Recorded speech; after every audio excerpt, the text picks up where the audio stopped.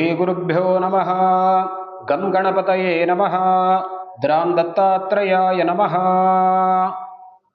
ವೀಕ್ಷಕರೇ, ನಾವು ಈಗಾಗಲೇ ಮೀನರಾಶಿಯವರಿಗೆ ಸಂಬಂಧಪಟ್ಟಂಥ ಅನೇಕ ಭವಿಷ್ಯಾದಿಗಳನ್ನು ನೋಡಿದ್ದೇವೆ. ಇವತ್ತಿನ ದಿವಸ ಮೂಲತಃ ಸಾಮಾನ್ಯವಾಗಿ ಈ ಮೀನರಾಶಿಯವರು ಯಾವ ಗುಣ ಸ್ವಭಾವವನ್ನು ಹೊಂದಿರ್ತಾರೆ, ಇವರ ವೀಕ್ನೆಸ್ ಅಂತ ಅನ್ನೋದು ಏನಿರುತ್ತೆ, ಯಾವ ವಿಷಯದಲ್ಲಿ ಹೊಂದಾಣಿಕೆಯನ್ನು ಮಾಡಿಕೊಳ್ಬೇಕು, ಇದೆಲ್ಲವನ್ನ ಬೃಹಜ್ಜಾತಕ ಗ್ರಂಥದಲ್ಲಿ ಹೇಳಿರುವಂತೆ ನಾವು ನೋಡ್ತೇವೆ.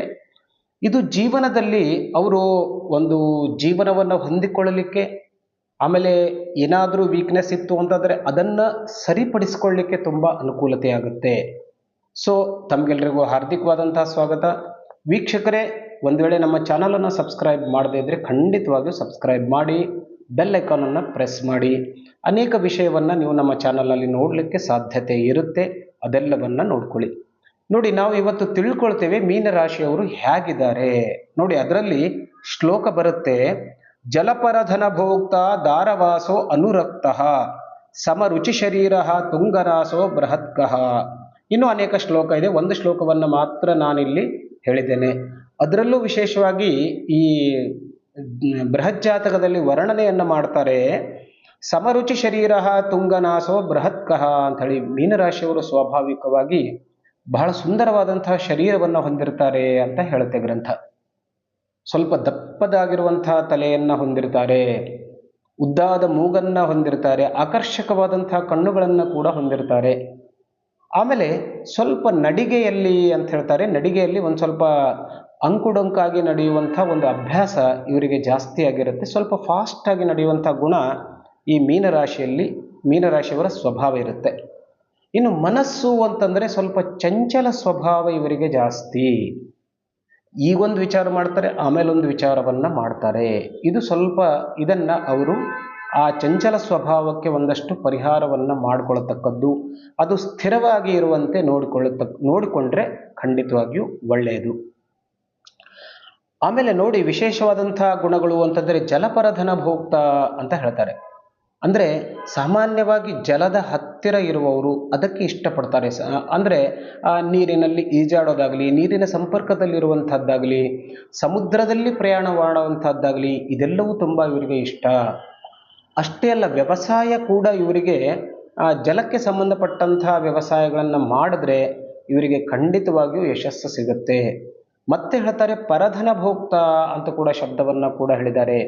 ಅಂದರೆ ಇವರಿಗೆ ಬೇರೆಯವರ ಸಂಪತ್ತು ಕೂಡ ಇವರಿಗೆ ಸಿಗುತ್ತೆ ಬಹಳ ಅನಾಯಾಸವಾಗಿ, ಅಥವಾ ಅವರ ಪಿತ್ರಾರ್ಜಿತ ಆಸ್ತಿ ಬಹಳ ಸುಲಭವಾಗಿ ಸಿಗುತ್ತೆ.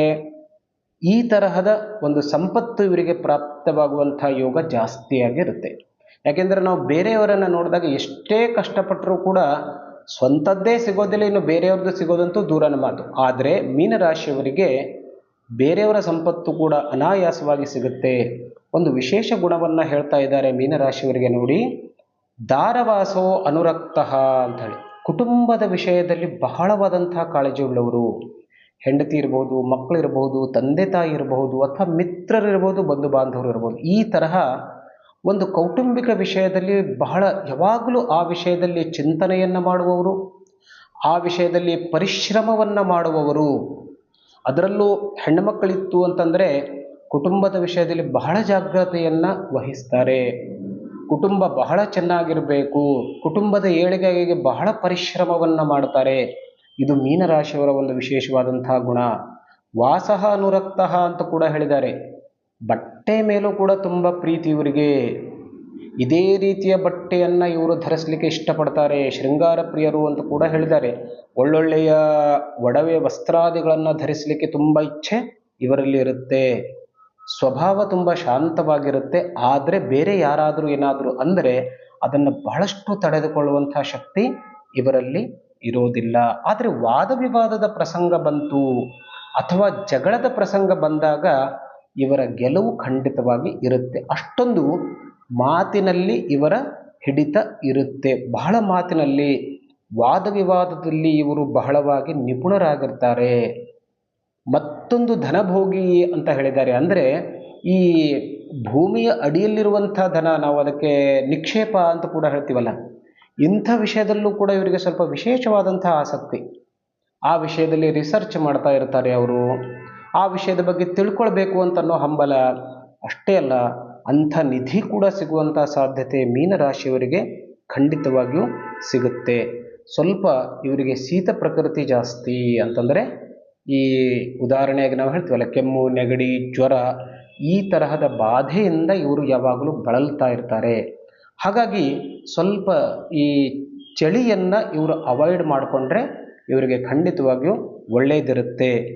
ನಾನು ಹೇಳಿದೆ, ಅದೇ ರೀತಿಯಾಗಿ ಇವರು ವ್ಯವಸಾಯದಲ್ಲಿ ಬಟ್ಟೆಯ ವ್ಯಾಪಾರಾದಿಗಳನ್ನು ಮಾಡಬಹುದು, ಸುಗಂಧ ದ್ರವ್ಯದ ವ್ಯಾಪಾರಗಳನ್ನು ಮಾಡಬಹುದು. ಈಗ ನಾವು ಲೇಡೀಸ್ ಕಾರ್ನರ್ ಅಂತ ಹೇಳ್ತೀವಲ್ಲ, ಆ ತರಹದ ವ್ಯಾಪಾರದಲ್ಲಿ ತುಂಬ ಒಳ್ಳೆಯದು. ಇನ್ನು ನೀರಿಗೆ ಸಂಬಂಧಪಟ್ಟಂಥ ವ್ಯವಹಾರ, ನೀರಿನ ವ್ಯವಹಾರನೇ ಇರಬಹುದು, ಅಥವಾ ನೀರಿನಿಂದ ಸಿಗುವಂಥ ಪದಾರ್ಥಗಳ ವ್ಯವಹಾರ ಇರಬಹುದು, ಸಮುದ್ರಕ್ಕೆ ಸಂಬಂಧಪಟ್ಟಂಥ ಪದಾರ್ಥದ ವ್ಯವಹಾರ ಇರಬಹುದು. ಇಂಥ ವ್ಯವಹಾರವನ್ನು ಕೂಡ ಮಾಡಿದ್ರೆ ಇವರಿಗೆ ಖಂಡಿತವಾಗಿ ಒಳ್ಳೆಯದಾಗುತ್ತೆ. ಒಟ್ಟಿನಲ್ಲಿ ತುಂಬ ಒಳ್ಳೆಯ ರಾಶಿ ಅಂತ ನಾವು ಹೇಳ್ಬೋದು. ನಮಸ್ಕಾರ.